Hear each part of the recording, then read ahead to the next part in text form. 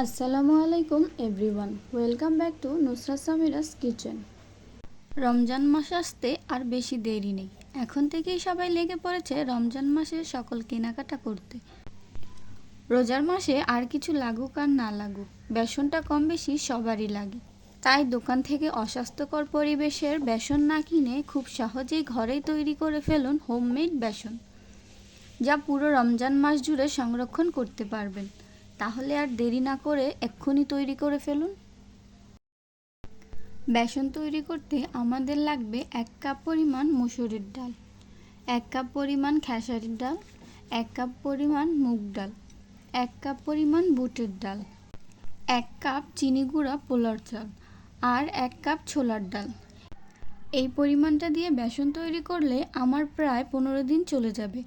আপনারা এর পরিমাণটা বাড়িয়ে পুরো মাসের জন্য তৈরি করে নিতে পারেন। তবে খেয়াল রাখবেন সব উপকরণগুলো সমান পরিমাণের হতে হবে। বুটের ডাল আর ছোলার ডাল কিন্তু দুইটা দুই রকম, তাই দোকান থেকে কেনার সময় ভালো করে দেখে কিনে আনবেন। সবগুলো চাল ডাল একসাথে ভালো করে মিশিয়ে নিব। মেশানো হয়ে গেলে এখন এগুলোকে খুব ভালোভাবে ধুয়ে নিতে হবে। আমি একটি বোলের মধ্যে নিয়ে এই চাল ডালের মিশ্রণগুলোকে পানি দিয়ে খুব ভালোভাবে ধুয়ে নেব। আর যারা এই ধোয়াধুয়ির ব্যাপারটা ঝামেলা মনে করেন, তাদের জন্য আরও একটি পদ্ধতি বলে দিচ্ছি। একটি শুকনো টাওয়েল বা সুতির কাপড়ের ওপরে এই চাল ডালের মিশ্রণগুলো ঢেলে তারপর এগুলোকে ভালো করে ঘষে ঘষে মুছে নিতে হবে। পানি দিয়ে ধোয়ার সময়ও একটু ঘষে ঘষে ভালো করে 2 থেকে 3 বার পানি পাল্টে পাল্টে ধুয়ে নিতে হবে। ভালো করে ধোয়া হয়ে গেলে এখন একটি ছাঁকনিতে রেখে দেবো 20 মিনিটের মতো, তাহলে অতিরিক্ত পানিগুলো ঝরে যাবে। ফিরে আসলাম 20 মিনিট পরে। চাল ডালের মিশ্রণ থেকে অতিরিক্ত পানিগুলো ঝরে গেছে। এখন এই চাল ডালের মিশ্রণগুলো একটি ট্রেতে ভালোভাবে ছড়িয়ে দিব, যেন রোদে শুকাতে সুবিধা হয়। আর যাদের বাসায় রোদে শুকানোর ব্যবস্থা নেই, তারা এরকম ট্রেতে করে ফ্যানের নিচে দিয়ে রাখতে পারেন। একটু ঝরঝরে হয়ে এলেই একটি প্যানে চাল ডালের মিশ্রণগুলো রোস্ট করে নেবেন।